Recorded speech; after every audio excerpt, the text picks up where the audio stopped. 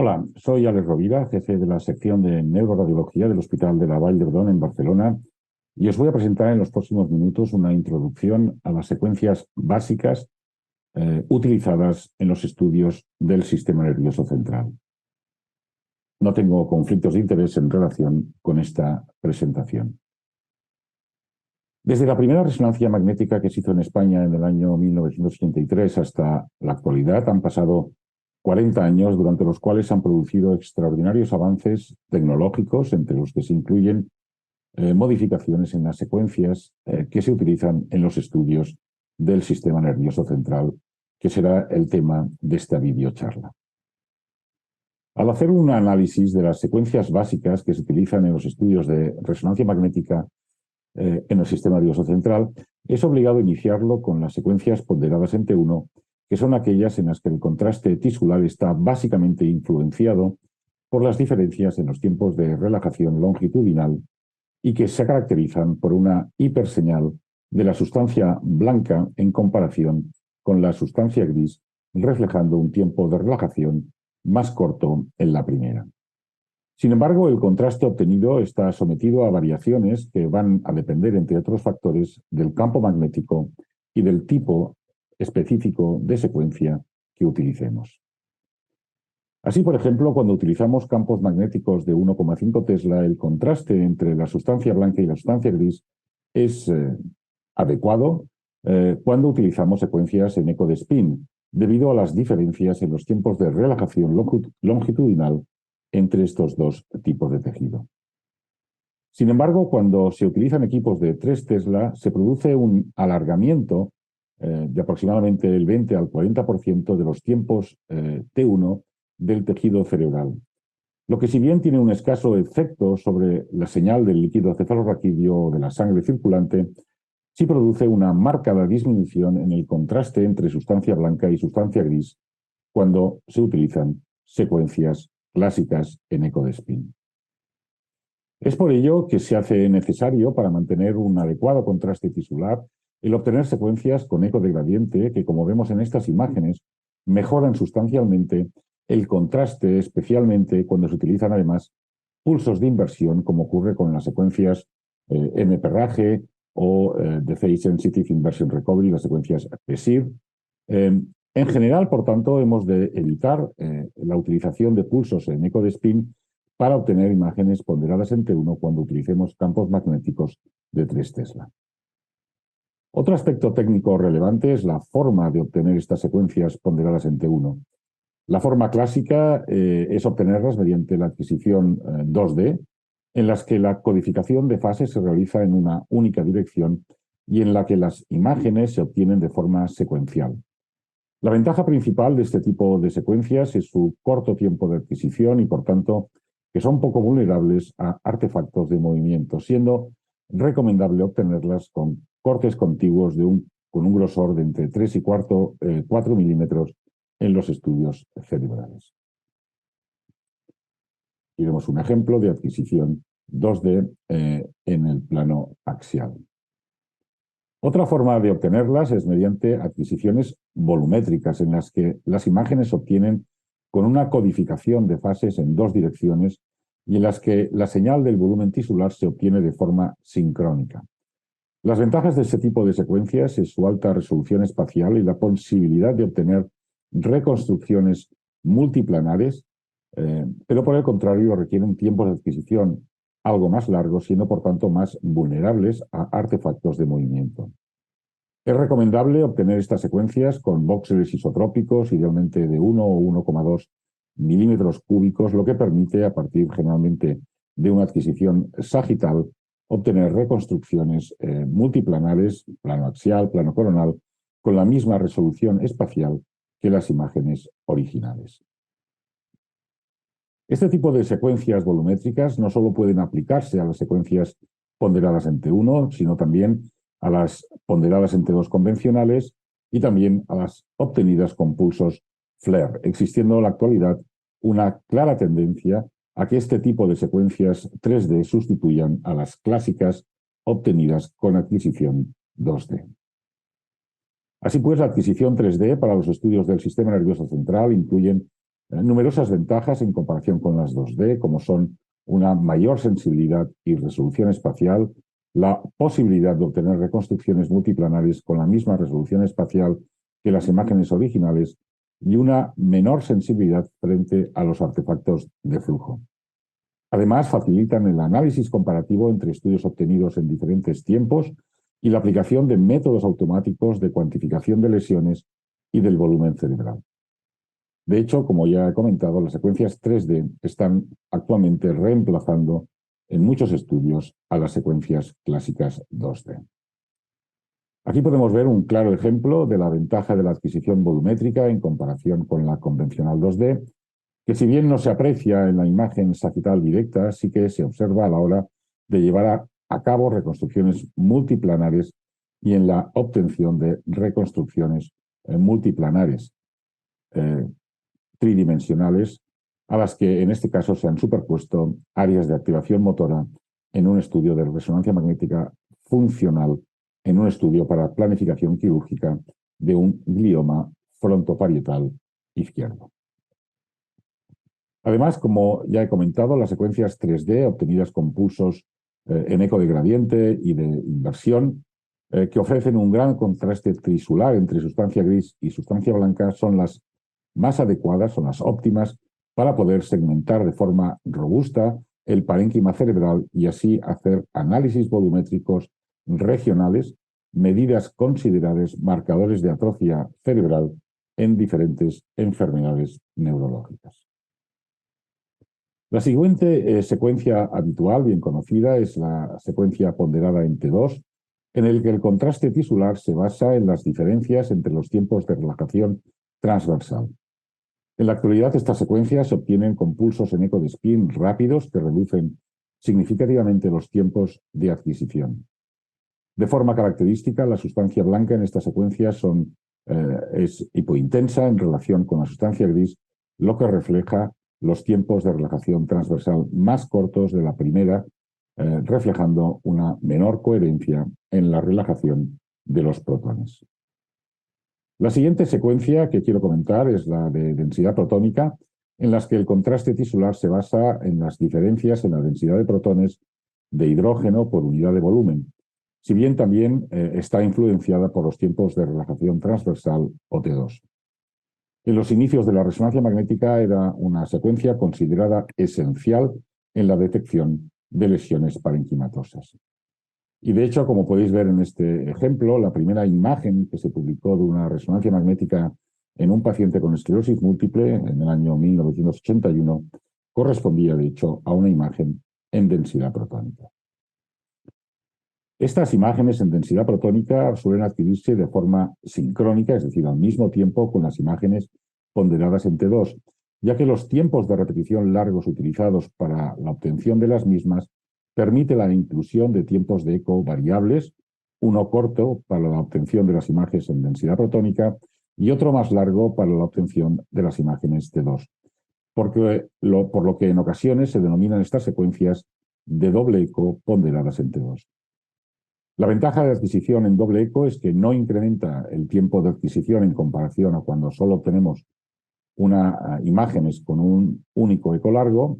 si bien sí se produce una leve disminución de la señal de la imagen obtenida con el segundo eco, lo cual, sin embargo, no tiene realmente repercusión sobre la calidad final de las imágenes. Estas secuencias de densidad protónica prácticamente, de hecho, han desaparecido de los protocolos clínicos de estudios de resonancia magnética cerebral como consecuencia de la incorporación de las secuencias FLAIR, que posteriormente comentaremos. Sin embargo, siguen demostrando utilidad en el estudio de determinadas patologías, como en la esclerosis múltiple, ya que, tal como observamos en este ejemplo, mejora la sensibilidad en la detección de lesiones desminimizantes en la fosa posterior en comparación con las secuencias FLAIR clásicas, especialmente cuando estas últimas se obtienen de forma 2D en lugar de 3D y en equipos de 1,5 Tesla. Sin embargo, hoy día es mucho más habitual que tanto en equipos de 1,5 como en equipos de 3 Tesla estemos utilizando secuencias FLAIR con adquisición volumétrica y también con supresión grasa en un tiempo más que razonable. Este es un ejemplo en el que la adquisición total fue de unos 4 minutos. Y este tipo de secuencias FLAIR 3D, la verdad es que incrementan la sensibilidad en la detección de lesiones también en la fosa posterior, como podemos ver en este ejemplo de una lesión en el tronco del encéfalo, con lo cual ya no es tan imprescindible cuando utilicemos este tipo de secuencia el incluir una secuencia en densidad protónica para confirmar lesiones en la fosa posterior. Quiero introducir ahora las secuencias que incluyen un pulso de inversión previo a las secuencias de pulsos que se requieren para obtener, por ejemplo, secuencias en eco de spin. Estos pulsos llamados de inversión-recuperación son seguidos por un pulso clásico de 90 grados tras un tiempo determinado llamado tiempo de inversión. Si seleccionamos correctamente el tiempo de inversión, que viene definido para los diferentes tejidos en base al campo magnético que utilicemos, podemos llevar a la señal que viene de un determinado tejido a un punto nulo, con lo que se suprime selectivamente su señal. Así, tiempos de inversión cortos suprimen selectivamente la señal de la grasa, es lo que se llama secuencias STIR, Short Tau Inversion Recovery, y cuando estos pulsos de inversión o estos tiempos de inversión son más largos, se suprime selectivamente la señal del agua libre y, por tanto, del líquido cefalorraquídeo en las llamadas secuencias FLAIR. Las secuencias de pulso que apliquemos después de este tiempo de inversión nos dará la ponderación de las imágenes, bien en T1 o bien en T2. Así, por ejemplo, aunque la secuencia FLAIR se utiliza esencialmente para obtener imágenes ponderadas en T2, como podemos ver aquí, también las podemos utilizar para obtener imágenes en T1, lo cual se hace sobre todo para mejorar el contraste tisular cuando utilizamos equipos de 3 Tesla. Aquí podemos ver la diferencia entre la obtención de una imagen ponderada en T2 con un eco de spin sin la aplicación de un pulso de inversión, resultando en una imagen ponderada en T2 clásica, con una imagen en la que sí se ha aplicado un pulso de inversión con un tiempo de inversión largo, resultando en una imagen T2 FLAIR en la que hemos conseguido anular la señal del líquido cefalorraquídeo. Un aspecto práctico que creo vale la pena comentar es que las imágenes T2 FLAIR, gracias al pulso de inversión que utilizan, tienen también una cierta ponderación en T1, lo que hace es que sean sensibles frente al acortamiento que produce la inyección de contraste con gadolínio. Y de hecho es una estrategia habitual el obtener estas imágenes tras la administración intravenosa de contraste, que no solo ayuda a determinar, como vemos en el siguiente ejemplo, pues delimitar determinadas lesiones del edema que la rodea, sino que además asegura el retraso mínimo necesario, que es de unos 5 a 7 minutos, entre la inyección de contraste y la obtención de las secuencias T1, para conseguir una adecuada sensibilidad de las mismas en la detección de lesiones parenquimatosas con alteración de la barrera hematoencefálica, tal como se observa en este glioblastoma parietal derecho. Observen esta secuencia T2 FLAIR se ha obtenido con gadolínio y vemos también el realce del tumor que lo diferencia del edema perilesional. Y esta es la secuencia T1 con gadolínio que hemos obtenido posteriormente. Incluso en ocasiones la detección de lesiones que afectan las meninges, sobre todo las leptomeninges, ya sean de origen tumoral o infecciosa o inflamatorio, se detectan mejor con imágenes T2 FLAIR obtenidas tras la administración de gadolínio que con las imágenes T1 con gadolínio, tal como se observa en este ejemplo de una meningitis infecciosa, donde se puede ver el realce leptomeningio, la afectación leptomeningio, marcada aquí con flechas, que solo se identifica con estas imágenes, en cambio, pues no se observó ninguna captación, ningún realce anómalo en las secuencias T1 con gadolínio. Una secuencia de más reciente incorporación en la práctica clínica es la llamada secuencia de doble inversión-recuperación, que no deja de ser una variante de las secuencias FLAIR. Esta secuencia se diferencia, sin embargo, de la secuencia FLAIR en que utiliza 2 pulsos de inversión consecutivos, uno que satura la señal del líquido cefalorraquídeo y la segunda de la sustancia blanca. Aquí vemos una imagen ponderada en T2 obtenida sin ningún pulso de inversión. Ahora podemos ver, pues, aplicando un pulso de inversión, cómo, en primer lugar, suprimimos la señal del líquido cefalorraquídeo y, finalmente, pues, cuando obtenemos o aplicamos un segundo pulso de inversión, lo que conseguimos es la imagen DIR, donde también se anula la señal de la sustancia blanca. Estas secuencias de doble inversión-recuperación o DIR incrementan la sensibilidad de la resonancia magnética en detectar determinadas patologías, en la detección de lesiones que afectan la sustancia gris cortical, también infratentoriales, pero tienen el inconveniente de tener una menor relación señal-ruido en comparación con las secuencias T2 clásicas o FLAIR, como consecuencia del efecto colateral producido por la aplicación de dos pulsos de inversión. En la actualidad, esta secuencia DIR se puede recomendar en determinadas patologías, especialmente se aplica en la esclerosis múltiple, pero en ningún caso, debido a algunas limitaciones, se puede utilizar para obtener imágenes ponderadas en T2 de forma aislada. Siempre es una secuencia complementaria. En este ejemplo comparativo de diferentes secuencias, podemos observar la mayor sensibilidad de las secuencias DIR en detectar, pues, lesiones corticales o lesiones infratentoriales en comparación con secuencias más clásicas. Pasemos a comentar brevemente las secuencias en eco de gradiente, las cuales utilizan un único pulso de radiofrecuencia que consigue un ángulo de inclinación determinado, seguido de la aplicación de gradientes de desfase y de refase, tras el cual se recoge la señal de resonancia. Estas secuencias, al no utilizar un pulso de corrector de 180 grados, tal como ocurre con las secuencias en eco de spin, no corrigen los artefactos de susceptibilidad magnética. Un parámetro importante en estas secuencias es el ángulo de inclinación, que es esencial, además del tiempo de repetición y del tiempo de eco, para conseguir una adecuada ponderación en T1 o T2. Así, cuando los ángulos son pequeños, gran parte de la magnetización se mantiene y la recuperación de la misma es rápida, obteniéndose una escasa ponderación en T1. Mientras que cuando los ángulos son mayores, casi de 90 grados, gran parte de la magnetización se pierde, la recuperación de la misma es lenta, obteniéndose, por tanto, una amplia ponderación en T1, tal como podemos ver en estos esquemas.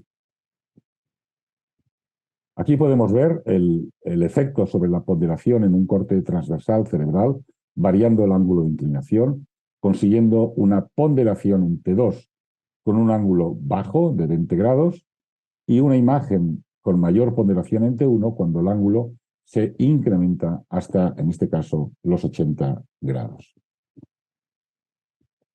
La no supresión de los artefactos de susceptibilidad magnética como consecuencia de no utilizar un pulso corrector de 180 grados consigue que las imágenes obtenidas con pulsos en eco de gradiente sean más sensibles que las obtenidas con un eco de spin en detectar tejidos con una elevada susceptibilidad magnética,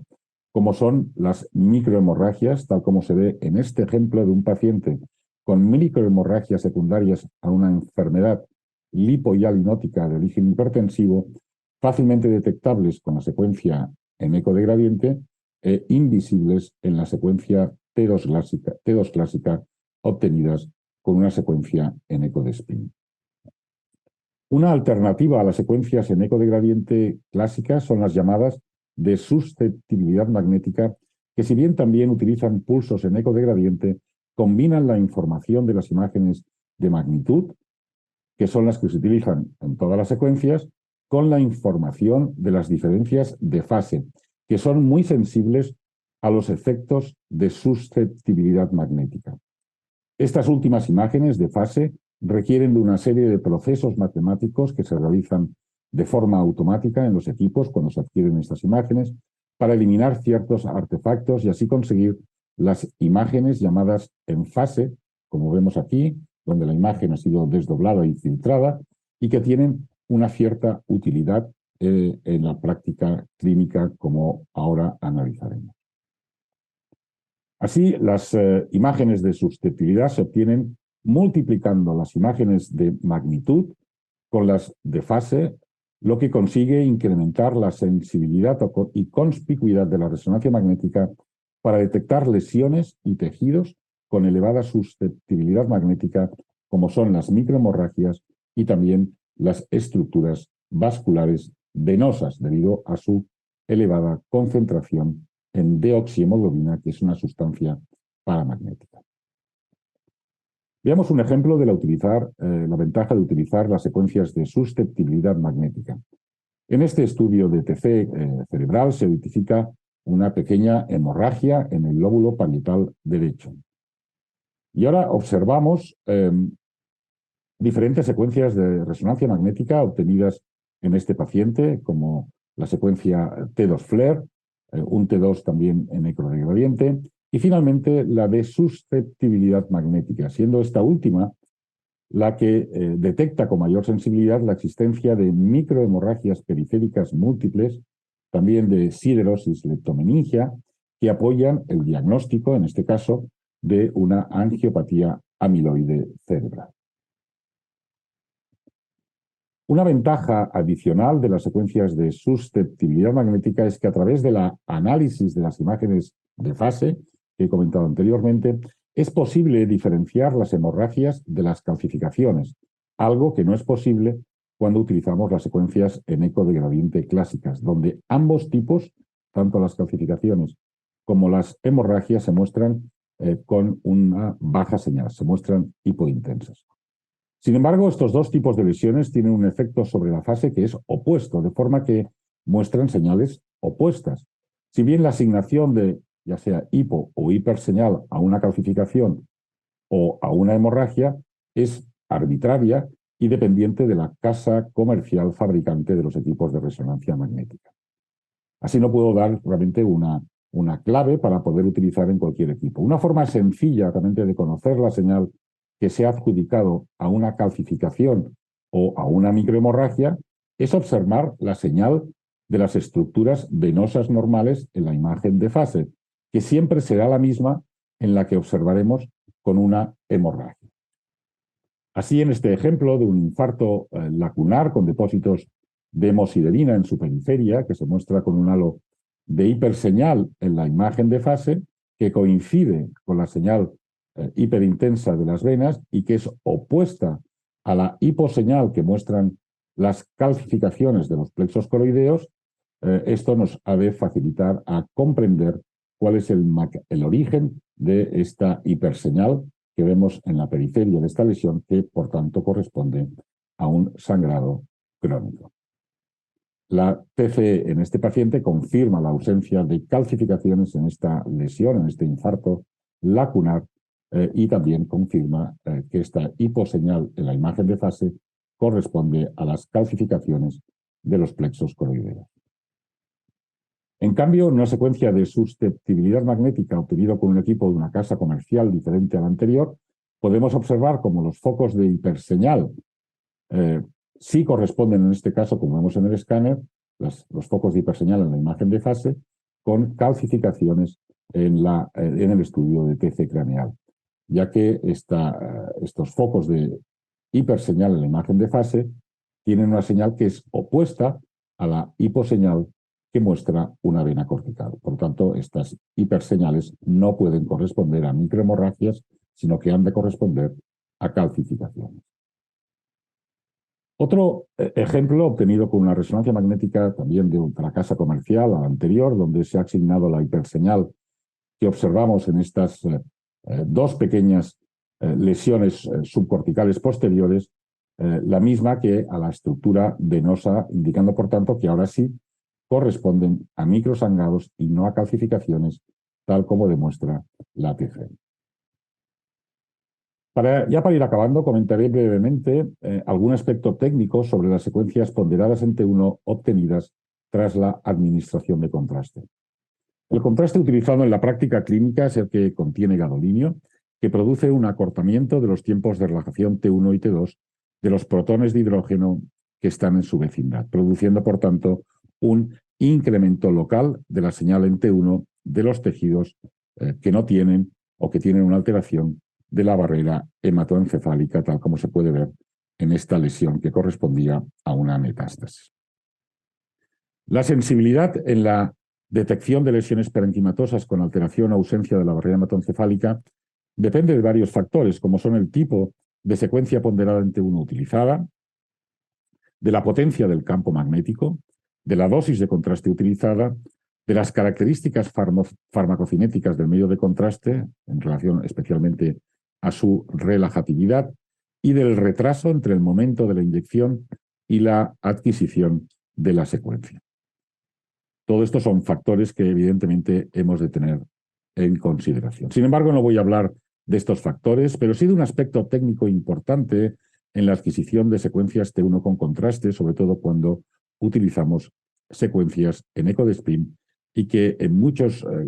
casos no se tiene en consideración. Un problema frecuente con estas secuencias es que son muy susceptibles a artefactos de flujo, especialmente en la fosa posterior, y que se incrementan cuando la adquisición se hace después de la administración intravenosa de contraste. Tal como se observa en este ejemplo, que podemos ver un artefacto de flujo en la fosa posterior de origen venoso y cómo se incrementa en la misma adquisición obtenida tras la administración intravenosa de contraste. Es importante, esencial diría yo, utilizar algoritmos de compensación de flujo que minimicen estos artefactos